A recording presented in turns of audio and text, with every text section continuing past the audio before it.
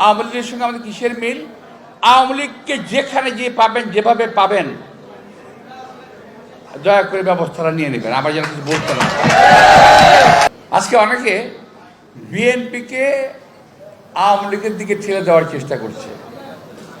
একটু খেয়াল করে দেখেন, পত্র পত্রিকায় বিএনপি সম্পর্কে ভালো কথা লেখে না, শুধু খারাপ যেটা আছে অমুক জায়গায় চান্দাবাজ ধরা পড়ছে ওটা বিএনপির, কিন্তু ওই জায়গায় জামাত ইসলামী ধরা পড়ছে কিন্তু লেখে না। এই যে কালকে পত্রিকায় দেখলাম যে নতুন যে দলটা করছে সে দলের ভাইদের বিরুদ্ধে কালকের ফেসবুকে আম জনতা পার্টি যে ভাষায় কথা বলছে, আমি তো কথা ভাষায় বলতে পারছি না।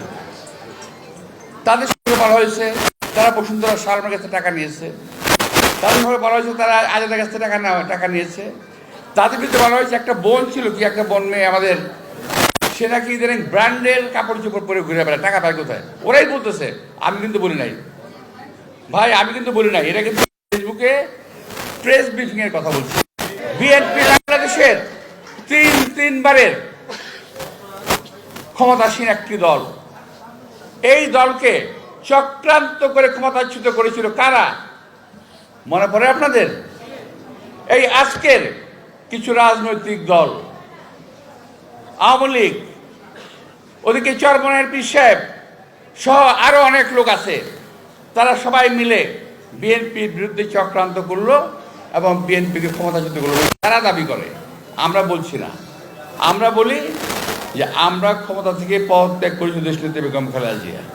আর চরমনের পীর সাহেবের কথা বললাম, রাগ হয়ে যাবে হয়তো, উনি আমার কথা না, উনি নিজে বলেছেন বিএনপিকে আমরা ক্ষমতাচ্যুত করেছি। তো বিএনপির বিরুদ্ধে কথা বলতে খুব ভালোবাসি জানি। অনেকে এখন বিএনপিকে আওয়ামী লীগের দিকে আওয়ামী লীগের মতো করে দেখার চেষ্টা করতেছে, কিন্তু প্রিয় ভাইয়েরা, পরিষ্কার বলতে চাই, বিএনপির বিরুদ্ধে আপনারা যে অপবাদ দিয়েছেন, আজকে দেশের মানুষ সেই অপবাদকে প্রত্যাখ্যান করেছে।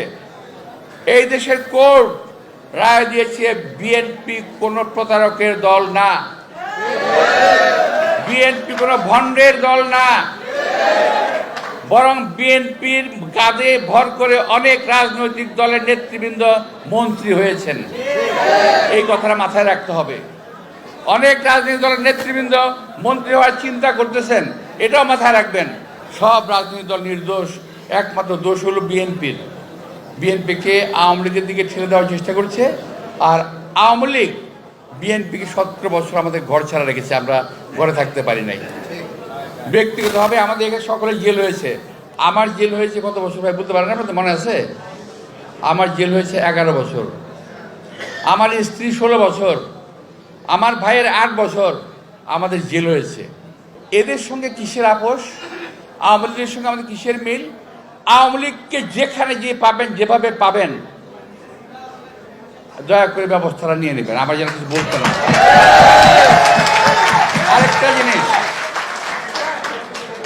আজকে অনেকে বলছে বিএনপি সম্পর্কে যে বিএনপি কিছু বলে না। আমি আজকে স্পষ্ট ভাষায় বলতে চাই, আমরা আওয়ামী লীগের আওয়ামী লীগের নেতৃবৃন্দের বিচার দাবি করছি অবিলম্বে। দলীয় বিচারও আছে, একটা দলীয় বিচার, যে দলীয় বিচারের মাধ্যমে দোষী সাব্যস্ত হলে আওয়ামী লীগকে ব্যান করা সম্ভব। সুতরাং এমন কোনো কথা কারো ভাবা উচিত না, বলা উচিত না।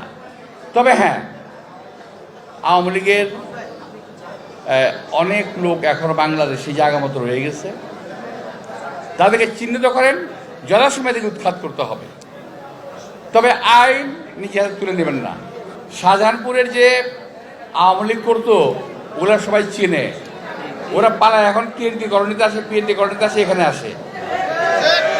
আবার এখানের যেগুলাকে আপনারা চেনেন, এরা সব ভাইকে শাহজাহানপুরে চলে গেছে। আসলে এরকম, যদি এরকম হয়, এদেরকে চিনে ফেলবেন, চিনবেন, ধরবেন, পুলিশে দেবেন। কারণ আওয়ামী লীগের মধ্যে কোনো ভদ্রলোক নাই, আওয়ামী লীগের মধ্যে কোনো ভালো লোক নাই, আওয়ামী লীগে থাকতে পারে না। আওয়ামী লীগ মানে হলো খারাপ লোক।